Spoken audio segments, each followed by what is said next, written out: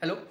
এবার আমরা আজকে নেক্সট যে ভিটামিন জানবো সেই ভিটামিনটা হচ্ছে ভিটামিন বি টু। তো ভিটামিন বি টু কিন্তু বি গ্রুপস যে ভিটামিনগুলো আছে তার মধ্যে একটা অন্যতম ভিটামিন।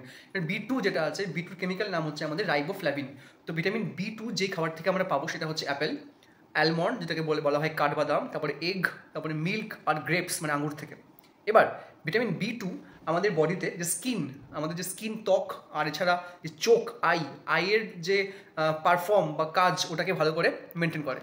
এবার ভিটামিন বি টু যদি আমাদের শরীরে কম হয় তাহলে কী হবে? তাহলে কিন্তু আমাদের প্রথমত যে চোখের যে দৃষ্টি ওটা আস্তে আস্তে ব্লার হয়ে যাবে, প্লাস চোখটা ফ্যাটিক হয়ে যাবে, চোখের যে ভিশন কোয়ালিটি আস্তে আস্তে কমে যাবে। এছাড়া আমাদের স্কিনের মধ্যেও কিন্তু ডিফারেন্ট প্রবলেম আসতে পারে।